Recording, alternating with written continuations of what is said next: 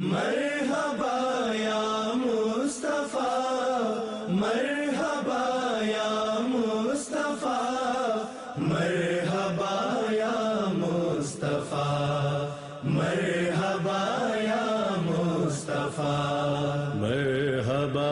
اے مرسل۔ ابتدا میں ایام ولادت باسعادت ختم الرسل نبی اکرم صلی اللہ علیہ وآلہ وسلم کی مناسبت سے تمام مسلمانوں کی خدمت میں اور بالخصوص پاکستان میں اور دیگر ممالک میں بسنے والے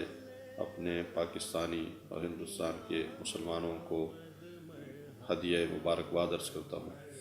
اور خلاق کائنات کی بارگاہ میں دعا ہے کہ اس دن کو اور ان ایام کو ہمارے لیے اور تمام امت مسلمہ کے لیے باعث برکت قرار دے۔ خلاق کائنات نے قرآن کریم میں نبی اکرم صلی اللہ علیہ وآلہ وسلم کے متعلق مختلف قسم کے عناوین بیان کیے ہیں۔ ان میں سے ایک عنوان ختمی مرتبت کا پوری انسانیت کے لیے ہونا قرار دیا ہے۔ فرمایا کہ ہم نے آپ کو نہیں بھیجا ہے اس دنیا میں مگر یہ کہ تمام دنیا بھر کے انسانوں کے لیے، یعنی پیغمبر گرامی اسلام کو وجود تمام انسانوں کے لیے مرکز وحدت ہے، کافۃ للناس بشیرا و نذیرا۔ رسول گرامی اسلام جیسے قرآن کریم ھدی للناس ہے، ویسے پیغمبر گرامی اسلام تمام انسانوں کے لیے ہدایت کا سبب ہے۔ اور پھر خلاق کائنات نے ارشاد فرمایا وما ارسلناک الا رحمۃ للعالمین، ہم نے آپ کو نہیں بھیجا ہے مگر یہ کہ کائنات میں رحمت بنا کر بھیجا ہے، عالمین کے لیے رحمت بنا کر بھیجا ہے۔ اور وہ ذات کے جو مرکز وحدت انسانیت ہے اور مرکز کائنات ہے، وہ وجود کے جو وجود تخلیق کائنات ہے، وجہ تخلیق کائنات بنا کر بھیجا جس ہستی کو، اس ہستی کے ایام ولادت میں ہم تمام مسلمان کے جو پیغمبر گرامی اسلام کی امت ہیں ان میں وحدت پیدا ہونی چاہیے۔ یہ وہ دن ہے کہ جن دنوں میں ہمیں ایک دوسرے کے ساتھ محبت اور ایثار کا جذبہ پیدا کرنا چاہیے، ایک دوسرے کو مبارکباد دینی چاہیے۔ یہ وہ دن ہے جس دن ہماری ایک دوسرے کے ساتھ بھائی چارگی کا اعلان ہونا چاہیے۔ وحدت اور یکجہتی حقیقت میں ہمارے درمیان پیغمبر گرامی اسلام کی وجہ سے اور قرآن کریم کی وجہ سے پائی جاتی ہے۔ یہ وہ وجود ہے کہ جس وجود نے ہمیں ایک امت بنایا، اور اسی پیغمبر گرامی اسلام پہ جو قرآن نازل ہوا، اس قرآن نے ہمیں یہ حکم دیا وَاعْتَصِمُوا بِحَبْلِ اللَّهِ جَمِيعًا وَلَا تَفَرَّقُوا، کہ تم اللہ کی رسی کو مضبوطی سے تھامو اور ہرگز تفرقہ نہ کرو۔ 12 ربیع الاول سے لے کر 17 ربیع الاول تک یہ وہ ایام ہیں جن کو ہفتہ وحدت کے ساتھ تعبیر کیا گیا ہے، یعنی یونٹی کا ہفتہ، جس میں تمام مسلمان ایک دوسرے کے ساتھ وحدت کا ہفتہ منائیں، ایک دوسرے کو پیغامات دیں، ایک دوسرے کے جلسات میں شرکت کریں، ایک دوسرے کو مبارکباد دیں، جلوسوں میں شرکت کریں، تبریک و تہنیت پیش کریں۔ اور یہ تبریک و تہنیت حقیقت میں شکرانہ ہے خلاق کائنات کی اس نعمت کا۔ اگر ہم دیکھیں تو امت مسلمہ میں سب سے بڑی نعمت رسول گرامی اسلام کو وجود ہے، اور خلاق کائنات نے اس ماہ مبارک ربیع الاول میں ہمیں ایک عظیم نعمت عطا کی ہے جو کائنات میں رحمت بن کر آئی، جو کائنات میں سبب ہدایت بن کر آئی، جو خاتم النبیین بن کر آئے، خاتم المرسلین بن کر آئے، جس کو قرآن کریم نے مختلف القابات کے ساتھ نوازا ہے۔ تنہا وہ پیغمبر کی جس کی عظمت میں خلاق کائنات نے کہیں پہ بھی پیغمبر کو ان کے نام کے ساتھ تعبیر نہیں کیا ہے، کبھی طٰہٰ کہہ کر پکارا، کبھی یاسین کہہ کر پکارا ہے۔ یہ وہ نبی کہ جس کی عظمت یہ ہے کہ تمام انبیاء علیہ السلام جب تک اس نبی پہ ایمان نہ لائیں اس وقت تک ان کی نبوت مکمل نہیں ہوتی ہے۔ یہ ہے خاتم النبیین۔ بس ہم تمام مسلمانوں کا یہ فریضہ ہے کہ ان ایام میں اپنی وحدت کے فروغ کے لیے جد و جہد کریں، اور جتنی بھی قوتیں اسلام کے خلاف نبرد آزما ہیں یا مسلمانوں کی وحدت کو توڑنا چاہتی ہیں ان کا مقابلہ کریں، اپنے جشن کے ذریعے، جشن میلاد کے ذریعے، جیسے ابھی اس وقت ہم ملک کو دیکھیں تو الحمدللہ ہمارا ملک مملکت پاکستان ایک دلہن کی طرح سجا ہوا ہے، ہر شہر میں ایک جشن کا نظارہ ہے،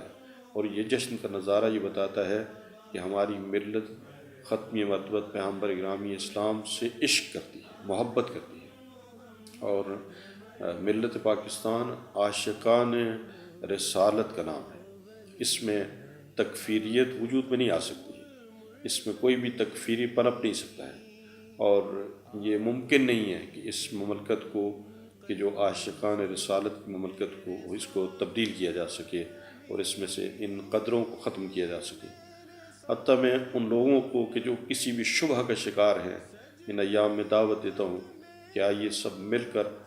ہم، چاہے جس مسلک کے ساتھ، جس مکتب کے ساتھ تعلق رکھتے ہوں، چاہے دیوبندی ہوں یا وہابی مسلک سے تعلق رکھنے والے بھی ہوں، ان ایام میں حد اقل ہم پیغمبر گرامی اسلام کے نام پر جمع ہو جائیں۔ اگر ہم جشن نہیں بنانا چاہ رہے ہیں، اگرچہ جشن منانا پیغمبر گرامی اسلام کی بارگاہ میں اور خدا متعال کی بارگاہ میں شکرانہ ادا کرنے کا نام ہے، یہ میلاد کا منانا اللہ کی بارگاہ میں شکر ادا کرنا ہے کہ اس نے ہمیں عظیم نعمت عطا کی ہے۔ لیکن جو نہیں منانا چاہتے ہیں، حد اقل وہ اپنی نماز میں اور اپنے کلمے میں یہ تو ضرور کہتے ہیں اشہد ان محمد الرسول اللہ۔ تو جب ہم سب ایک کلمہ پڑھنے والے ہیں اور ایک ہی پیغمبر کی نبوت پہ عقیدہ رکھنے والے ہیں، تو اس نام پہ جمع ہو جائیں، اس کی ذات پہ جمع ہو جائیں، اس کی تعلیمات پہ جمع ہو جائیں،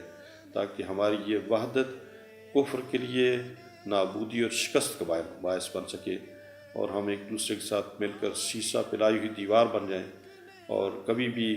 دشمن اور کفر ہمیں شکست نہیں دے سکے گا۔ اگر تمام مسلمان آپس میں پیغمبر گرامی اسلام کے وجود پہ جمع ہو جائیں تو کوئی ممکن نہیں ہے کہ دنیا کی کوئی طاقت مسلمانوں کا مقابلہ کر سکے۔ لیکن متاسفانہ بعض ایسے نااہل اور بعض جیرہ خار جو استعمار کے، جو آج مسلمانوں کی صفوں میں اختلاف اور تفرقہ کے لیے جد و جہد کر رہے ہیں اور مسلمانوں کے قتل کا اعلان کرتے ہیں اور مسلمانوں کے کفر کا اعلان کرتے ہیں، یہ وہ لوگ ہیں جو حقیقت میں استعمار کے ایجنٹ ہیں، اور یہ استعمار کی خدمت کر رہے ہیں، اور ہمیں اس طبقے کا بھی بھرپور مقابلہ کرنے کی ضرورت ہے۔ ان ایام میں، بالخصوص جشن کے ایام میں اور جشن میلاد میں،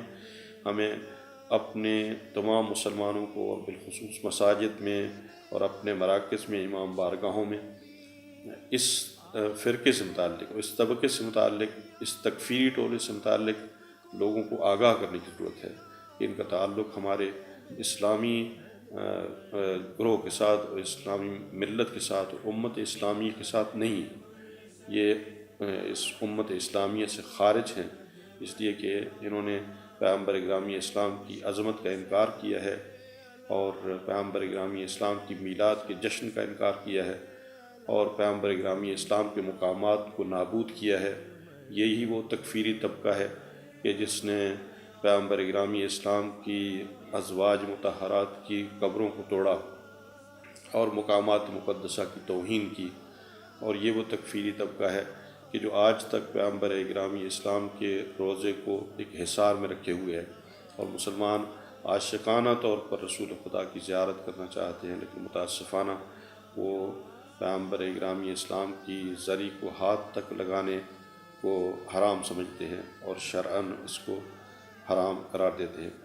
ہم مسلمانوں کی خدمت میں یہ درخواست کرتے ہیں کہ وہ ایک دوسرے کے ساتھ مل کر ان ایام میں اپنی وحدت کو مضبوط بنائیں۔ والسلام علیکم ورحمۃ اللہ وبرکاتہ۔